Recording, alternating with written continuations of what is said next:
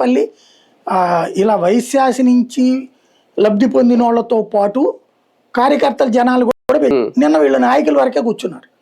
ఇప్పుడు ఆ లెక్కనైతే ఇంతకుముందు వీళ్ళు అధికారులు ఉన్నప్పుడు బీసీల ఇది కూడా చేశారు కదా, బీసీ మంత్రులతో రాష్ట్ర వ్యాప్త పర్యటన. అవును చేశారు, బస్సు యాత్ర.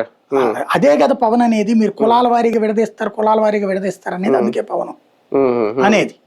వీళ్ళు అవును ఆ కులపు నాయకులందరూ ఒకటైతే తప్పేంటంటారు వీళ్ళు. అది ఇప్పటి నుంచే కాపు నాయకులకి ఏమన్నా వైసీపీ ఒక హామీలు ఏమన్నా ఇస్తుందా ఈ మీటింగుల ద్వారా? పార్టీ ఏమి ఇవ్వలేదు కదా, జగన్ ఏం పార్టీ ఇవ్వలేదు. అంటే ఇప్పుడు బొత్స సత్యనారాయణ వాళ్ళు పాల్గొంటున్నారంటే ఇంటిమసి, ఒకళ్ళకొకళ్ళు సరదాగా భోజనం చేస్తారు కాసేపు కూర్చుని, కాలక్షేపం అవుతుంది, ప్రచారం వస్తుంది. ప్లస్ కాపులు స్ట్రాంగ్ గానే ఉన్నారు వైసీపీలో కూడా అనేది కాపు సామాజిక వర్గానికి.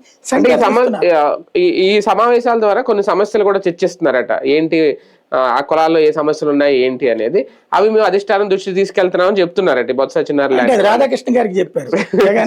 ఒకవేళ నిజంగా అదే జరిగితే, అంటే వీళ్ళకు ముందుగా రేపు ఈయన అంటుంటారు కదా 3 ఏళ్ళు ఆగండి మేము అధికారంలోకి వస్తామని, అవి మేము తీరుస్తామని హామీలు లాంటి మొదలవుతున్నాయి. తెలిసి వైసీపీ వాళ్ళు అంత పిచ్చోళ్ళు కాదండి, జగన్ దగ్గరికి వెళ్ళిపోయి మరి ఇంకెందుకు కూర్చొని టిఫిన్లు తాగడానికి సంకేతం ఇస్తున్నారు. ఇక్కడ ఏంటంటే పవన్ కళ్యాణ్ పదే పదే నాకు నా కులంతో సంబంధం లేదు, అవును ఆయన అంటున్నాడు కాబట్టి అసంతృప్తికి గురయ్యే కాపులకి మేము ఉన్నామని చెప్పడం కోసం